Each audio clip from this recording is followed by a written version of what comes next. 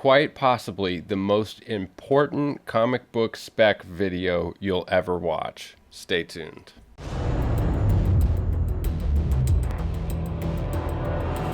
Comically correct comics. Welcome back to Comically Correct Comics. Now, I know that is a very bold statement to make at the start of a video, that it's the most important video you're ever going to see, but I really do think that the information in this video is incredibly valuable. I looked at a bunch of different examples. I dove deep into the data. This video probably took me more time than any of my previous videos because I just wanted to make sure I was getting the proper information, the proper data, presenting it in the right way, and that I wasn't leading anyone astray. So I put a ton of time into this, and I am incredibly excited for the results that I found because there's some really, really clear and predictable patterns for when is the best time to buy and when is the best time to sell. And consequently, when is the worst time to buy and the worst time to sell? Because oftentimes, as collectors in the hobby, we will get the FOMO at the worst possible time. Say you just walked out of a movie theater and you saw a villain for the first time on the big screen, or maybe, you're just super hyped about this new movie and it has you thinking, oh, what was the first appearance of that character? And you go and you look and you pull the trigger and you buy it. Well, we're going to look at some data in this video that will tell us once and for all when is the best time to buy, when is the best time to sell, and consequently, when is the worst time to buy and the worst time to sell. This all came about because I recently found myself in possession of the first appearance of Riri Williams in Invincible Iron Man #9, and it's the fancy, expensive variant version, The Horseman of the Apocalypse, a very expensive book, selling for around $1,600 at the moment, and I realized I don't know when the best time to sell this book is. Should I sell it now that there was the Disney Investor Day and they announced the series? Should I wait until the main character is cast? Should I wait until a trailer comes out? Should I wait until after the show comes out? I had no idea, but now I do know. And I'm going to share it with you guys, so please smash like, subscribe. We're going to look at examples from different movies and TV shows, and we're going to look at 4 different time periods. We're going to look at the sales data around the time the show was announced, the time the main character was cast, the time the first trailer was released, and when the movie was theatrically released. And we're going to look at all 4 of those data points, see if we can find some consistent data and draw some conclusions. For all of these examples, I found what I thought to be the most relevant books to that show or movie. And it's important to note that not every character associated with the show is going to follow this kind of trend. For example, in a new blockbuster release where the villain has not been announced yet, that might not follow this trend because the villain isn't cast early. Sometimes it's a surprise when they come. So it's important to use your critical thinking skills and think about the books that you're looking at to spec on and if they fall into these trends or not. For all of these examples, I chose the books associated with the show or the movie that I thought to be the most relevant. So for example, let's start with Captain Marvel. Now, Captain Marvel came out in 2019, and so we have about 2 years of data since the show came out and all of the data before. Now, there are many books associated with Captain Marvel, but the 2 that I think are the most relevant here are Avenging Spider-Man #9. Now, this is the first appearance of Carol Danvers as Captain Marvel. And the other book is Marvel Superheroes #13. And this is the first appearance of Carol Danvers in general. Now, Carol Danvers has been Miss Marvel and the second Captain Marvel. So let's start with Marvel Superheroes #13 and jump into the graph. We are looking at the graph here. I'm in GP analysis. This is a really great tool. If you guys haven't seen it, you can look at all kinds of data around CGC graded sales. This is for Marvel Superheroes #13, the 1968 series. And as you can see here, there's data for every single grade. But we want to find one that has the highest number of sales. This is an older Silver Age key that's actually pretty rare in general, but the best grade as far as consistency is a 6.0. It's a mid-grade, a nice mid-grade book for a Silver Age, and those tend to be the most plentiful and have the most sales, change hands the most, and that gives us the most consistent data. So we're looking at a CGC 6.0. Now, as we remember, the movie Captain Marvel was announced in 2014. So here we are in 2013 to 2015. This book didn't have any sales in this grade. But when it did, it was slightly higher. So we saw a little bit of a bump in 2014 when the movie was announced. Then we know that Brie Larson was cast in 2016 at a Comic-Con in the summertime of 2016. So we saw a small increase in activity here in the summer of 2016 when Brie Larson was cast. And then we see something happen early 2018, peaking, absolutely peaking in September of 2018. And September of 2018 is when the official trailer was announced. Absolute peaking sale, average price $720 in September. And then the movie actually came out in March of 2019. And so we see a little bit of a bump here in the March months. And the movie comes out, some increased activity. But after the movie comes out, the price goes down and then it starts to come back up. Now, we are seeing a sequel, and so it would make sense why the price would start to come back up in recent months. But from this graph, we see a clear trend. Increase in price when the movie's announced, another small increase in activity when the main character is cast, and the absolute peak is when the official trailer is released. Tiny bump when the movie actually comes out, and steady decline after that. So let's look at the other book associated with this movie. We're going to look at Avenging Spider-Man number 9. This is the first appearance of Carol Danvers as Captain Marvel.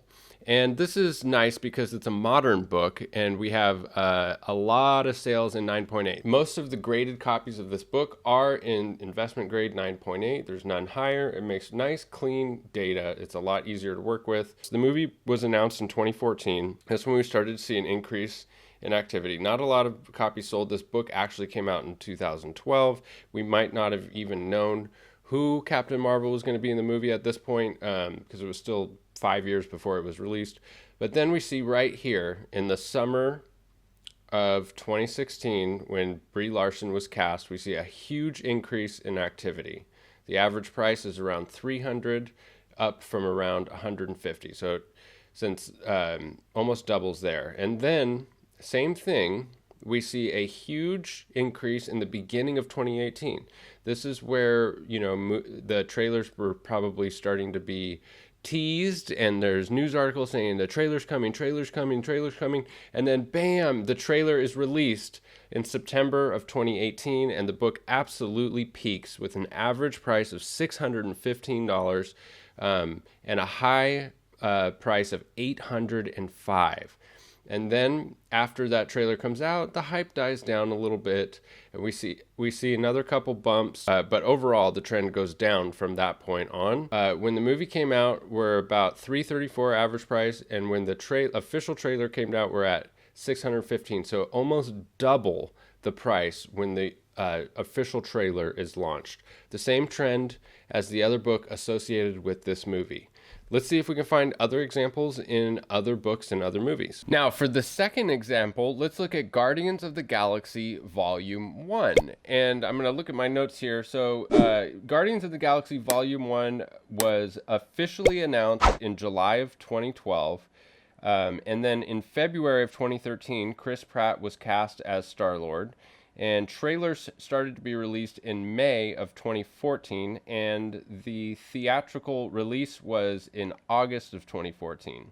Now, the book that I think to be the most relevant for this movie is Incredible Hulk 271, which is the first appearance of Rocket Raccoon in comics. And the reason being is that it was early on known that he was going to be a main character in the movie, and has a huge role in the movie. And so this book saw some definite impacts from this movie. Let's start and jump into the graphs. We have Incredible Hulk number 271. This is the first appearance of Rocket Raccoon in comics. He also appeared in a magazine like that Star-Lord one, but there's just way better data for this book, and it's way more popular. Came out in 1982, so we have a lot of 9/8 copies. So we know that the movie was announced in July of 2012. And look at this, when we have more data to work with, it's just so much easier to see the trends. Movies announced in July of 2012, bam, we see a bump. Then we see it steadily increase since then until Chris Pratt was cast in February of 2013. So if we go to February, that's right around here. Nothing huge. Nothing huge for the main character being cast. That's a trend we've seen across the board so far. Then, bam, the trailers come out in the summer of 2014. And we see that same huge spike with a high sale of $1,250 for a CGC 9/8. Then it steadily declines until here. So when the movie came out, it was still on a decline. And we saw another little bump here, same as with the other book, which is interesting. And then a steady decline and flatline until we're seeing another uptick now, because there might be another, because there is volume 3 slated. And Rocket Raccoon has more of a future, I think, in the franchise. He's just been super, super popular. Again, back in 2014, those high sales are rivaling even now with the crazy market as it is 6 years ago. We're still seeing that peak over here at $1,250. So very similar trends to the last issue. Let's see if we can find one more example. All right, so for the third example, I'd like to take a look at TV shows, because I was curious, does the trend change at all with TV shows, or is it the same as it is with big blockbuster movies? This is especially important now with all of the new Disney Plus streaming services, and the fact that with COVID and everything, we might be seeing a lot more titles just come to streaming services instead of the box office. And so this is very important to look at TV trends as well. So let's take a look at Jessica Jones, which premiered on Netflix. And the first appearance of Jessica Jones was in Alias #1, a Marvel Max title. Let's jump into the graph. Here we are looking at Alias #1 from Max Comics. We're looking here at 9.8s. It's the most prevalent grade. If we look down here, it goes down to 40s and 10s. So in the 70s, up here for the high grade 9.8s, because it's a modern book. And so Jessica Jones was announced that it was in development late in 2013. So that's here. Late in 2013, we see our initial bump.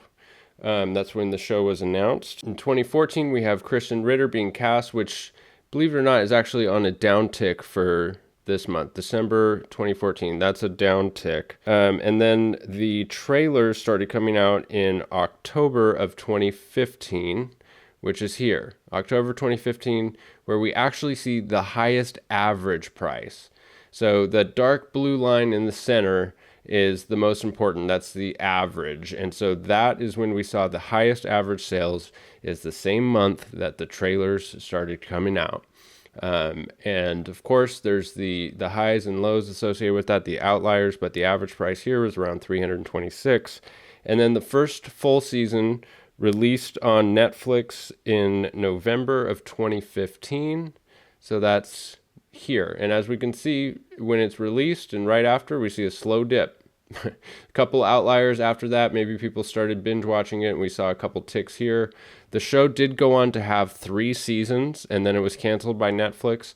But the biggest activity was when the trailers were dropped for the first season. One thing that's interesting about this is that it's a TV show over a movie, and the TV show, I have a hunch that they're less dramatic spikes because of things like the trailer. With the movies, we have such monumental, epic, groundbreaking, cinematic works of art coming out as trailers, and the hype around it is just incredible. Whereas with TV shows, it's less hyped up for the trailers. But the general trend still remains, which is super interesting. I am super excited about the results of this data and the conclusions that we can draw. We just saw 3 examples that all showed the same trend, and that was this.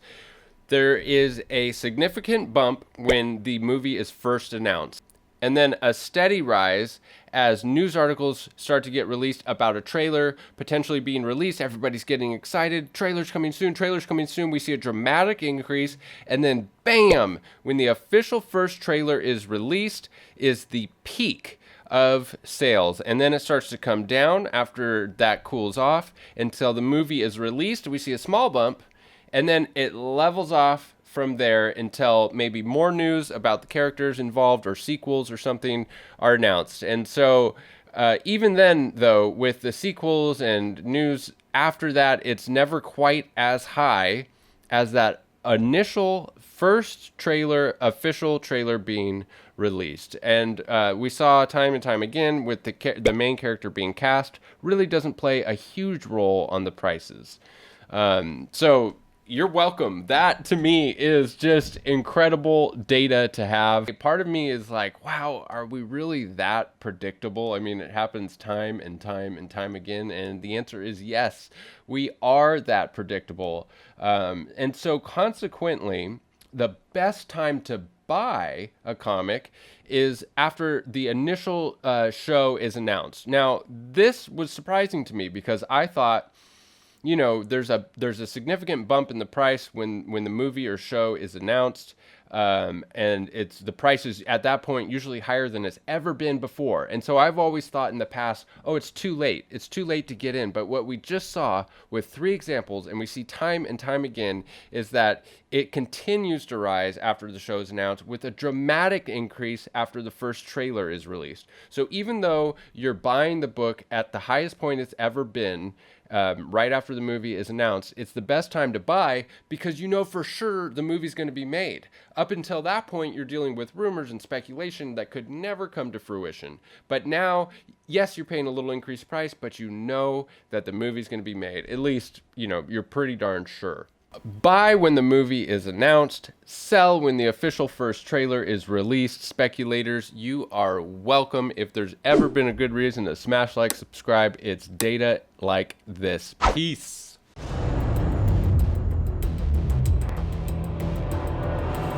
Comically correct comics.